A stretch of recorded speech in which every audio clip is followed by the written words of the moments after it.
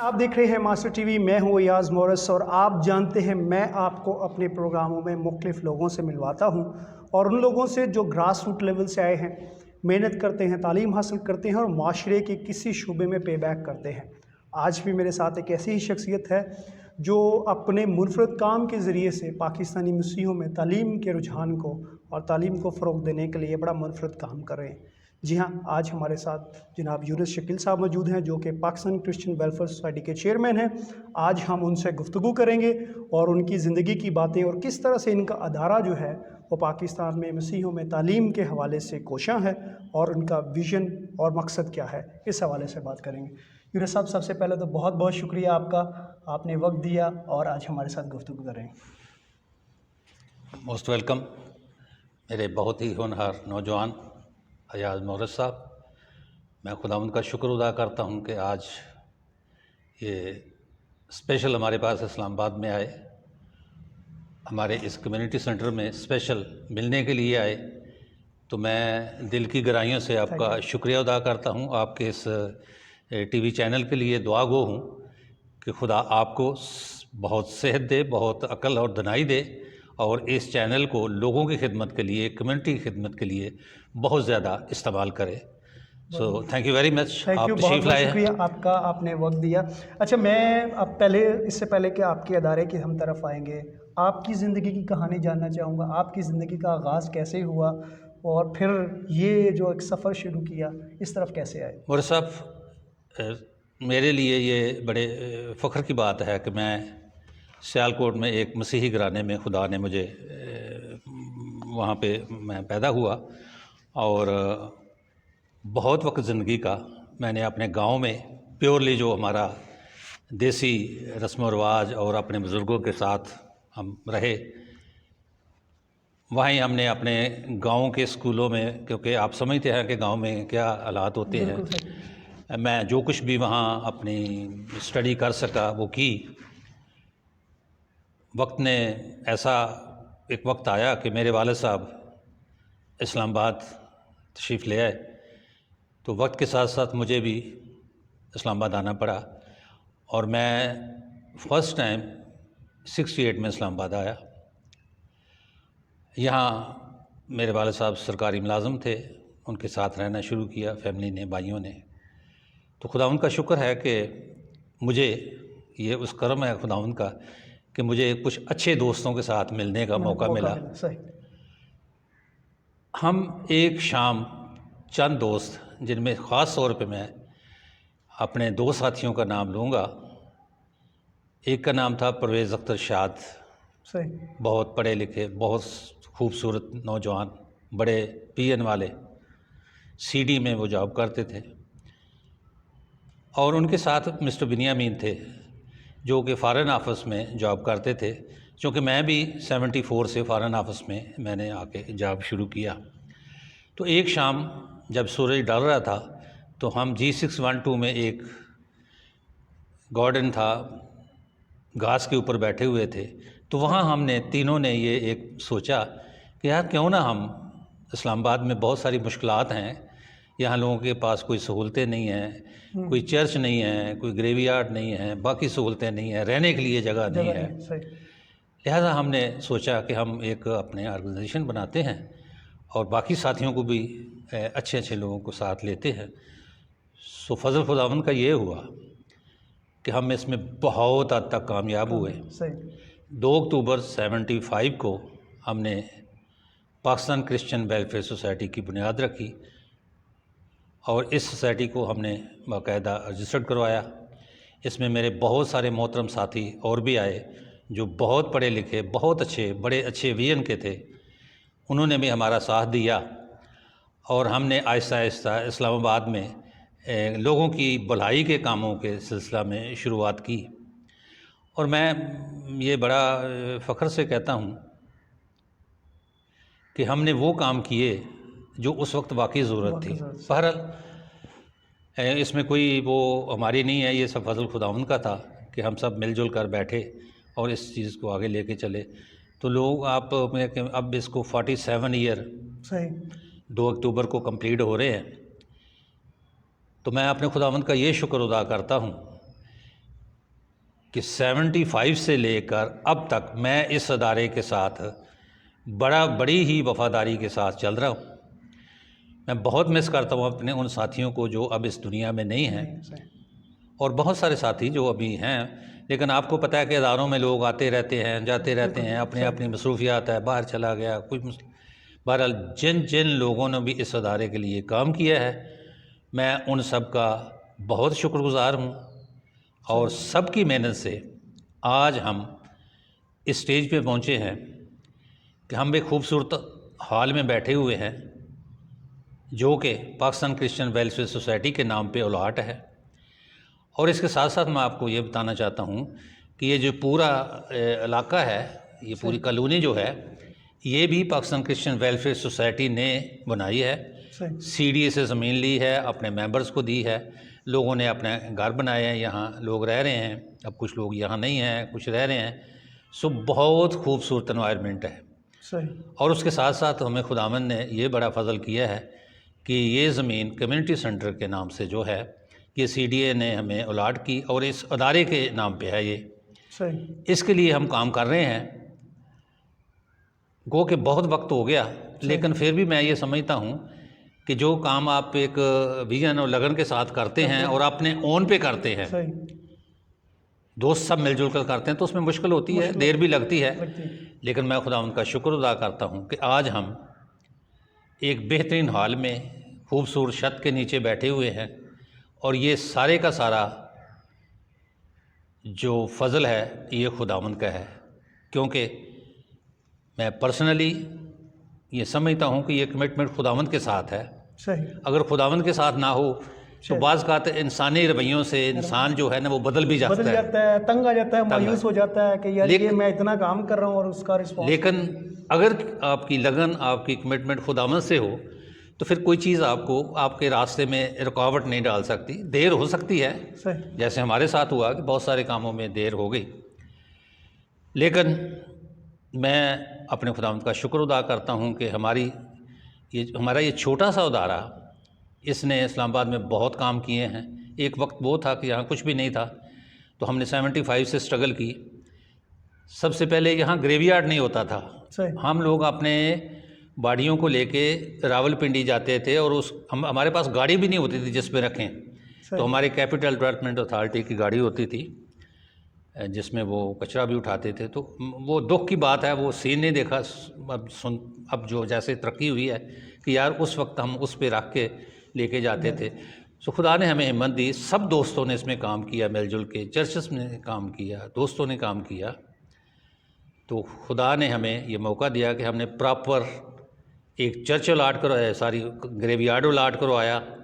उसके बाद फिर सिलसिला चल रहा है, एक हुआ फिर दूसरा हुआ, सो वो आगे चल रहा है। अब सारी सहूलतें CDA की वजह से, हमारा जो कैपिटल डेवलपमेंट अथॉरिटी है उसकी वजह से हमें बहुत सारी सहूलतें हैं। गाड़ियाँ हैं, वहाँ ग्रेवयार्ड में जो काम लोग करते हैं वो भी CDA ने रखे हुए हैं। अच्छा, उसके साथ साथ ये 79 की बात है, 76 की। उस वक्त जो पीपल पार्टी की थी, गवर्नमेंट थी, तो प्राइम मिनिस्टर भुट्टो थे उस वक्त। उस वक्त हमने अपने इस अदारे की तरफ से एक डिमांड प्राइम मिनिस्टर के नाम लिखी कि कैपिटल में हमारी कम्युनिटी को ये मुश्किलात हैं, ये चीज़ें हमें चाहिए। उसमें रहने के लिए जगह चाहिए, ग्रेवयार्ड चाहिए, चर्चेज चाहिए जहाँ लोग जाके अपने खुदावंद की इबादत कर सकें। बहरहाल उस वक्त उस पर इतना अमल हुआ कि हमें गवर्नमेंट ने मोस्टली सेक्टरों में जो सरकारी घर थे वो as a church quarter allot कर दिए। सो लोगों ने वहाँ इबादत शुरू कर दी। उसके साथ साथ फिर एक मौका ऐसा आया कि खुदा ने हमें मौका दिया, हमने सब मिलजुल कर F84 में फातिमा चर्च की संग बुनियाद रखी, चर्च ऑफ पाकिस्तान की बुनियाद रखी, ये बड़े चर्च बने। इसके साथ साथ और बहुत सारे फिर वक्त के साथ साथ ग्रेवयार्ड भी आ गए, चर्च भी आ गए, लोग भी जोग एक दूसरे के साथ मिल के काम करने लगे। सो इस सोसाइटी ने अपने तौर पे अपने वसाइल में रहते हुए ज़्यादा फोकस किया है नौजवानों के लिए, एजुकेशन के लिए। मैं प्राउड फील करता हूँ कि इस अदारे के साथ बड़े बड़े नाम एसोसिएट हैं, जिनमें प्रोफेसर उबैद साहब हैं, आफ्ताब भट्टी साहब हैं, यूरीम साहब, मतलब सारे बड़े पाए के लोग, बड़े पढ़े लिखे, डॉक्टर यूसुफ रियाज साहब। तो इन लोगों ने बड़ी मेहनत की कि हम अपने नौजवानों के लिए कुछ कर सकें। कोविड में ऑनलाइन हमने ये CSS शुरू किया, पूरे पाकिस्तान से 250-300 बच्चे को रजिस्टर्ड किया, उनमें से टेस्ट हुए, इंटरव्यू हुए, प्रोफेसर साहब ने, बाकी प्रोफेसर साहब ने बहुत मेहनत की, बच्चों को पढ़ाया। अब हम इतने खुश हैं कि यहाँ हम प्रॉपर इस हाल से एक एजुकेशन सिलसिला शुरू कर रहे हैं, एजुकेशन के हवाले से, जिसमें हम अपने बच्चों को CSS भी करवाएंगे, ट्रेनर्स भी करवाएंगे, और ख़ास तौर पे जो ज़रूरत है हमारी कॉलोनीज़ में जो बच्चे हैं जो किसी वजह से स्कूल नहीं जा सके या स्कूल से ड्रॉप आउट हो गए हैं, हम उनके लिए 17 से हम वो काम कर रहे हैं, लेकिन आउटसाइड कर रहे हैं। अब हम खुदावंद ने चाहा, खुदावंद के फजल से इस साल में इन चीज़ों को तरतीब दे रहे हैं कि यहाँ से हम बच्चों को मुख्तलिफ़ जगहों से लाएंगे, उनको पढ़ाएंगे, और मैं उम्मीद रखता हूँ कि ये सिलसिला बहुत आगे जाएगा और इससे लोग बहुत मुस्तफ़ीद होंगे। ये जो बिल्डिंग है ये किसी की भी नहीं, ये सब की है, पूरी कम्युनिटी की है, सब लोगों के लिए है, और मैं लोगों से ये अपील करता हूँ कि सब इसको ऑन करो।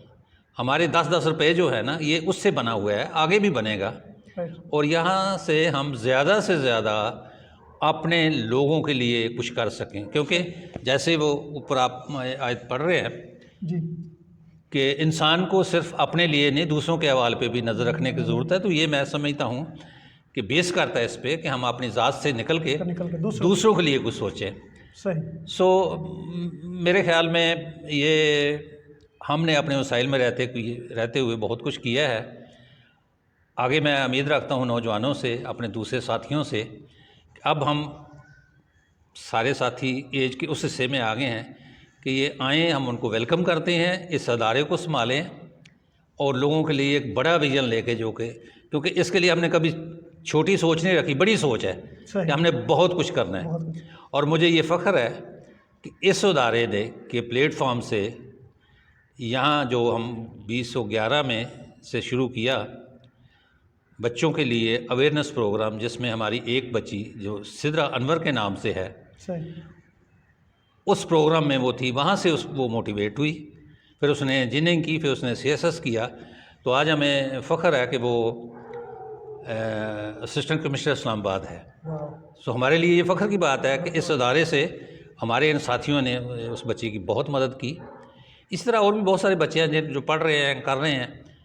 तो अप्रोच ये है कि ये अदारा इस तरह का बने कि यहाँ से हर साल बच्चे निकलें, पढ़ें, CSS करें, मुख्तलिफ फोर्सेस में जाएं, उनको अवेयरनेस की ज़रूरत है। मेरे मुताबिक ये है कि बहुत ज़रूरत है हमें बच्चों को अवेयरनेस देने की, उनके कैपेसिटी बिल्डिंग, उनको मतलब ग्रोमिंग के लिए, क्योंकि अब समझते हैं कि हमारी कम्युनिटी में पेरेंट जो हैं वो इतने पढ़े लिखे नहीं हैं। सही, बिल्कुल सही। बच्चे पढ़ जाते हैं लेकिन ग्रूमिंग नहीं होती माशरे में। कैसे उसके लिए मैं प्राउड फील करता हूँ आप जैसे नौजवानों पे कि आपने ये बेड़ा उठाया है कि हमने अपनी अगली नस्ल को, नौजवानों को एक सिमत देनी है कि आपने किधर जाना है। तो यही हम तैयारी कर रहे हैं कि हमें कुछ अच्छे लाइक माइंड नौजवान मिलें, इस अदारे को भी चलाएं और यहाँ से ऐसा एक प्लान लेके निकलें। ये अदारा सिर्फ इस्लामाबाद पाकिस्तान में नहीं बल्कि इंटरनेशनल लेवल पे रिकग्नाइज हो, और मैं इसके लिए बहुत पुरउम्मीद हूँ।